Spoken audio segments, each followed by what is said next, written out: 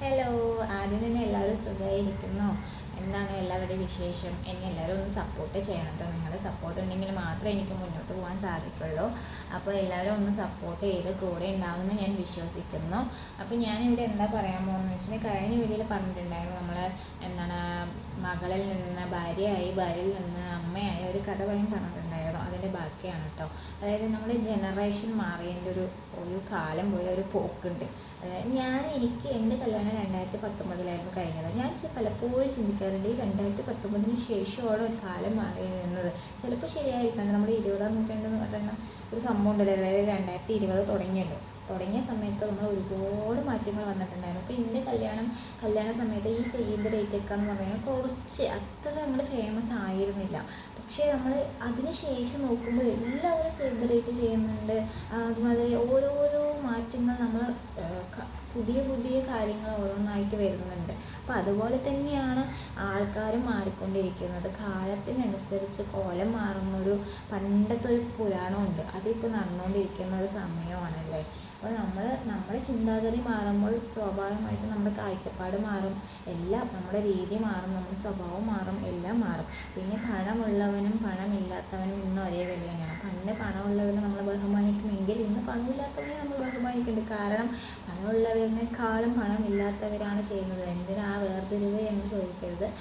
ഇന്ന് അങ്ങനെ ഒരു വേർതിരിവില്ല. പക്ഷെ പൈസയ്ക്ക് പൈസ വേണം, അതില്ലാതെ ജീവിക്കാനും പറ്റില്ല. എന്നാലും ഇപ്പോൾ പൈസ ഉള്ളവർ ചെയ്യുന്നതിനേക്കാളും കൂടുതൽ പൈസ ഇല്ലാത്തവർ ചെയ്യുന്നുണ്ട്. അതുകൊണ്ട് എന്താണ് നമുക്ക് കടമാണ് കൂടുന്നത്. ഇപ്പോൾ എല്ലാവരുടെയും ലോണ് കിട്ടും. ഈ ലോണിൻ്റെ പിന്നാലെ ആൾക്കാർ തൂങ്ങിത്തിരിയുമ്പോൾ ആരും മനസ്സിലാക്കുന്നില്ല ഇത് കൂടുതൽ ബാധ്യതയിലേക്കാണ് ചെന്നെത്തിക്കണമെന്ന്. പക്ഷെ ആർഭാടം എന്നൊരു കാര്യം ഉള്ളത് കൊണ്ട് നമ്മളെല്ലാവരും പണത്തിന് പിന്നാലെ പോകുന്നത് കൊണ്ടും നമ്മൾ കടം ചിന്തിക്കുന്നില്ല. നമ്മളെന്താ ചിന്തിക്കുന്നത്, നമുക്ക് എങ്ങനെയായാലും ആൾക്കാരുടെ മുമ്പിൽ നല്ല ഈ ഒരു പരിപാടി നല്ല ഗ്രാൻഡ് ആക്കണം എന്നുള്ള മൈൻഡ് സെറ്റ് ഉള്ളതുകൊണ്ട് നമ്മൾ അതിൻ്റെ പിന്നാലെ തൂങ്ങിത്തിരിയുകയാണ് ചെയ്യുന്നത്. പക്ഷെ ഒരിക്കലും നമ്മുടെ ഭാവി കടത്തിൽ ചെന്ന് വീഴുമെന്നുള്ളത് ആരും ചിന്തിക്കുന്നില്ല. അതുപോലെ തന്നെ ജനറേഷൻ മാറിയപ്പോൾ ഒരു കാര്യം എന്താണെന്ന് പറഞ്ഞാൽ ഇന്ന് എന്തും ചെയ്യാം. ജനറേഷൻ മാറി. പിന്നെ നമുക്ക് ആരും ഒരു ചോദ്യോത്തരം ഒന്നും പാടില്ല. നീ എന്താ ഇങ്ങനെ ചെയ്ത് എന്ന് ചോദിച്ചാൽ അതിന്നൊരു തെറ്റാണ് അല്ലേ, ശരിയല്ലേ? ഇപ്പോൾ എൻ്റെ അടുത്താണെങ്കിലും ആരെങ്കിലും വന്നിട്ട് നീ എന്താ അങ്ങനെ ചെയ്തതെന്ന് ചോദിച്ചാൽ ഞാൻ പറയാം അത് എൻ്റെ ഇഷ്ടമാണ് എന്ന് ഞാൻ പറയാറുണ്ട്.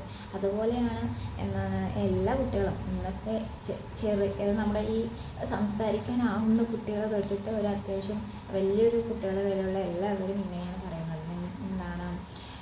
അത് എൻ്റെ ഇഷ്ടമാണ്, എൻ്റെ വ്യക്തിപരമായ കാര്യമാണ്, അതിലാരും ഇടപെടുന്നത് എനിക്കിഷ്ടമല്ല എന്നുള്ളൊരു കാര്യമുണ്ട്.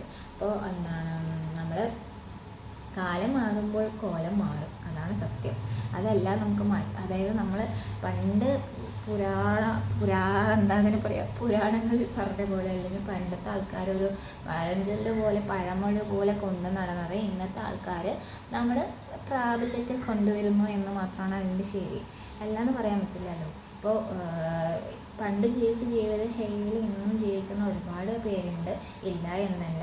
പക്ഷേ എങ്കിലും നമ്മൾ ഇപ്പോൾ ഒരു കർക്കിടക മാസം വന്നു കഴിഞ്ഞാൽ നമ്മൾ പറയാറുണ്ടല്ലോ 7 ദിവസം എത്ര ഔഷധക്കഞ്ഞി കഴിക്കണം എന്നുള്ളത്. പക്ഷെ നമുക്ക് മന്തി ഇല്ലാതെ ഒരാഴ്ച പിടിച്ചു നിൽക്കാൻ പറ്റുമോ? ഇല്ല. നമുക്ക് ചിക്കൻ ഇല്ലാതെ ഒരാഴ്ച പിടിച്ചു നിൽക്കാൻ പറ്റുമോ? ഇല്ല. അതാണ് കാലത്തിൻ്റെ മാറ്റം. അപ്പോൾ ഞാൻ എന്താ പറയുമെന്നൊന്നും എനിക്കിതൊന്നും ഐഡിയ ഇല്ല. എന്നാലും എനിക്കിത്രയും പറയാനുള്ളൂ. ഒരുപാട് നീട്ടി വിളിച്ചാൽ വിറപ്പിക്കലാകും. പിന്നെ വ്യൂവേഴ്സൊക്കെ എനിക്ക് വളരെ കുറവാണ്. അപ്പോൾ എല്ലാവരും ഒന്ന് സപ്പോർട്ട് ചെയ്ത് കൂടെ ഉണ്ടാവണം കേട്ടോ.